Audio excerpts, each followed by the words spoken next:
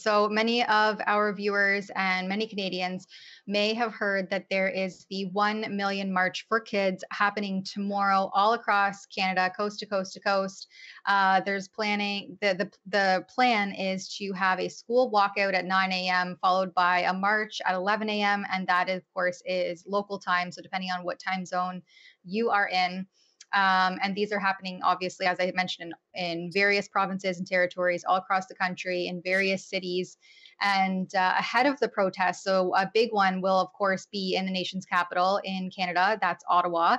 And so ahead of this protest, we have our videographer, Lincoln J, on the scene in Ottawa, currently covering day 10 of the Tamara Leach trial. And that's just kind of a side point here. Tamara Leach and Chris Barber are on trial for the next 16 days. And I think the court's reserved an additional 3 days, may even be extended another 2 weeks because the prosecution just cannot get their evidence together. I'd like to use another word there, but that's the nice way to put it. They can't get their evidence together. There's been a bunch of like sub hearings that happened to try to determine what was admissible, what wasn't, what was going to happen, because there's all these witnesses and cross-examination. And it's, in my opinion, a little bit of a mess. The judge is getting pretty frustrated with the way the prosecution has acted. But anyway, we have our videographer, Lincoln J, and our Ottawa correspondent, Robert Krajcek, in the courtroom. Again, today is day 10.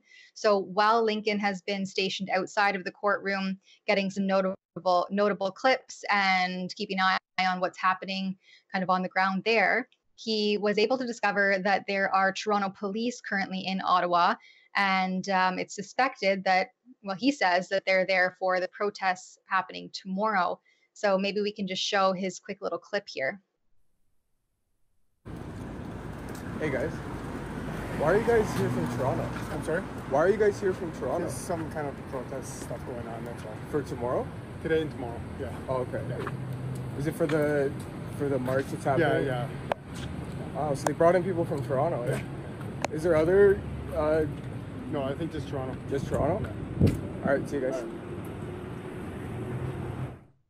Yeah, and so this march for kids is really to oppose sorry, I should have preluded this with what the march is for, and it's to defend the innocence of children, ultimately. And that's why we have that campaign at Stop Classroom Grooming, because the infiltration of radical gender ideology, SOGI 123, sexual orientation, gender identity 123, that's permeated the publicly funded school system has parents increasingly frustrated and increasingly concerned over what kind of content their children are being exposed to in, again, these publicly funded institutions. We've seen various provinces come forward with legislation blocking school boards from these egregious policies, like preventing parents from being privy to or made aware of whether or not their child decides to arbitrarily gender bend at school if they want to change their pronouns or otherwise. It's called social transition, and it's kind of that first step to begin that transition process. Then they would go, it's suspected, to medical transition, which involves things like chemical castration and hormone therapies. And then, of course, can oftentimes lead to surgical interventions where children are mutilating their genitals to try to be non-binary or switching genders or whatever other new age gender dysphoria is being confirmed these days within the school system. And they have been really clear to say that they have nothing against like people who are 18 and more who decide to do whatever they want with their body. They have nothing against that. It's really just for the protection of the children. And it's mostly on the indoctrination that is happening into school than most of other topic. It's mostly they want to protect the kids of what is going on into school, and the parents should have their word to say something against what is going on in those schools. But it seems that right now the union is now rising against parents. I don't know if you saw Tamara. Yeah, absolutely. Well, we've posted the leaked, so there was a union Zoom call that was leaked to various media organizations and other independent journalists, where they essentially plot how they're going to protest the parents. And they are advocating for really Antifa-like tactics: hide your face, hide your identity. They plan to harass, intimidate, bully parents. Some of the language that they use is very much Antifa adjacent. And these are union advocates. These are the unions that, our taxpayer dollars go toward paying the salaries of some of these individuals. So the education unions are really out of control. They've shown who they are, what side, what they align themselves with. And so now, as you saw in Lincoln's video there, outside police are being called into these main demonstrations, I suppose in anticipation of crowd control and some unrest. The parents themselves, the 1 Million March for Kids, being organized by various religious groups, Muslims, Christians, Sikhs, you name it. These are parents putting all of their other differences aside to really unite and come together to protect their children and protect their children's innocence. Because a lot of the content that I've seen, and some of us, like yourself, Alexa, as well, from that museum report that you did, to books and videos being shown to these children, to the school surveys that were being mandated by the Ministry of Education here in Ontario to solicit things like children's gender identity and their sexual orientation. In some instances, were given out to children as young as 4 years old in junior kindergarten. This is just absurd. It's gone too far. Parents are worried for their children's innocence, for their ability to be actually parented by the family instead of having the state intervene and put these ideas and these theologies into their heads. And so this is really a unifying of parents at a grassroots level. And the unions are calling this hate.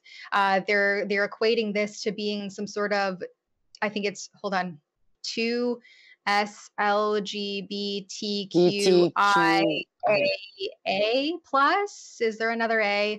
Anyway, I think I got the acronym right, but the alphabet soup of gender dysphoria is somehow saying that this is hateful, and just simply saying this is inappropriate, this is unnecessary, and get this out of our schools. Has nothing to do with hating on trans or LGBT, LGB students.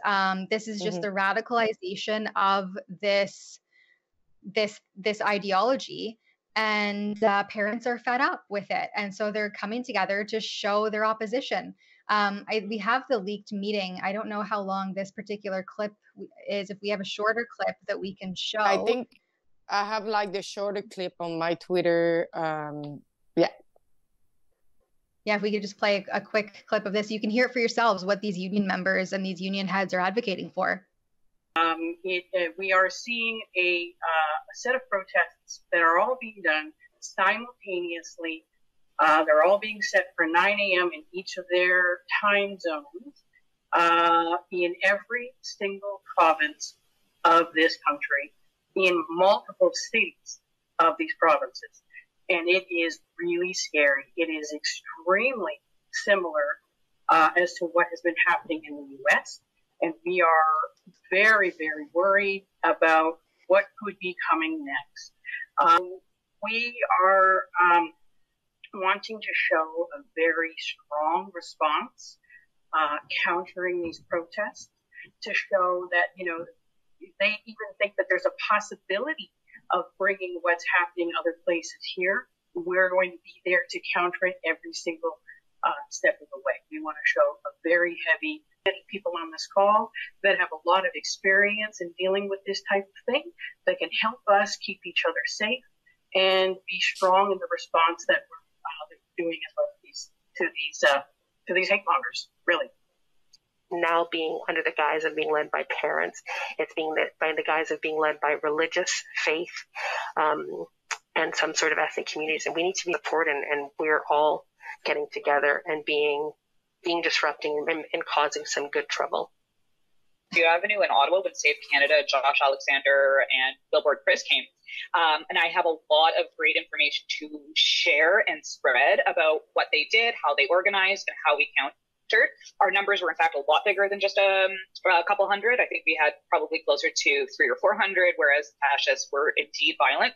And in terms of Ottawa, we have just planned a counter protest starting at 9 a.m. on the Supreme Court of Canada lawn. We chose this location because it's just adjacent to where they were building, and we are not in the business of defending the state from fascists. We are in the business of protecting communities and each other to ensure that the hate does not go unopposed in the streets.